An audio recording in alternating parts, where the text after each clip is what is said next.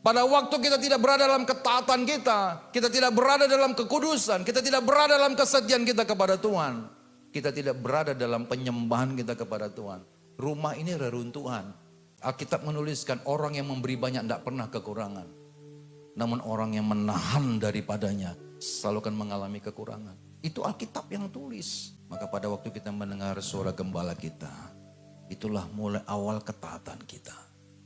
Disitulah akan timbul mujizat. Katakan amin. Terkadang kita nggak mendengar suara gembala. Alkitab mengatakan setiap domba mengenal suara gembalanya. Kalau kita tidak memiliki ketaatan. Saya sering kali katakan, kalau kalian diberkati, gereja diberkati. Tapi kalau kalian tidak taat, bagaimana dengan kita? Saya sering kali kan, just do it, lakukan ini loh nak. Tapi tidak punya ketaatan. Maka nggak aneh kadang-kadang.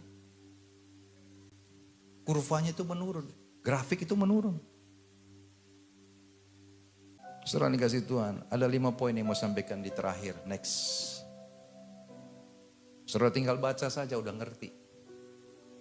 Ada kuasa yang bekerja dalam diri kita yang meluap melalui perkataan.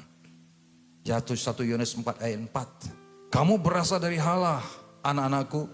Dan kamu telah mengalahkan nabi-nabi palsu itu. Saudara, kita bisa mengalahkan kepalsuan dunia ini harusnya. Tapi kok sekarang malah kita jadi palsu?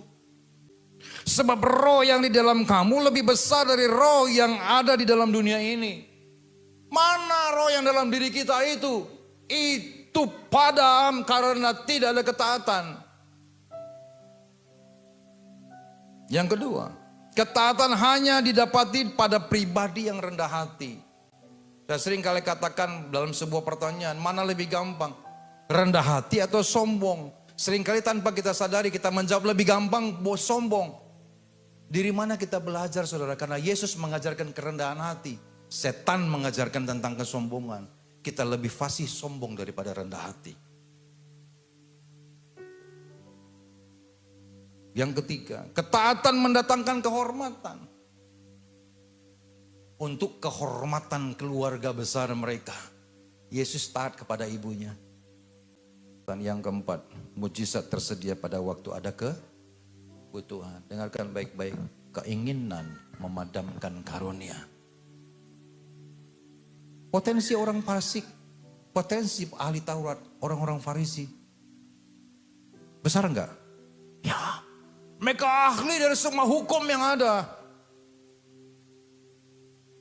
Tapi keinginan mereka memadamkan kuasa itu. Pengetahuan mereka miliki, mereka jadikan dan mereka ciptakan baju-baju kehormatan, kemegahan mereka. Mereka mau dihormati di sudut-sudut gang, di ujung-ujung jalan mereka berdoa. Dengan jubah kekudusannya. Mereka minta orang lain itu dihormati, menghormati mereka. Mereka memutuskan hukum di daerah mereka. Imam-imam kepala berpanggung dalam politik. Mereka menduduki tempat-tempat yang terhormat. Karena keinginan mereka.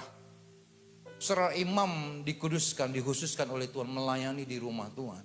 Bukan menempati panggung-panggung terhormat itu. Tapi Yesus menentang mereka. Kuasa itu enggak ada dalam diri mereka. Karunia mereka padam. Alkitab menuliskan, Tuhan memakai bahkan orang yang bodoh untuk mempermalukan orang yang pintar. Itu sindiran kepada ahli-ahli Taurat orang Farisi. Pengetahuan yang mereka miliki bukan menghasilkan kuasa dari perkataan. No. Bagian kelima, keinginan menghambat mujizat dan memadamkan karunia. Alkitab mengatakan, kalau engkau ingin orang lakukan kepadamu, lakukan dulu. Kalau engkau ingin dihormati, kasih penghormatan kepada orang lain. Kalau engkau ingin dihargai, hargai orang lain.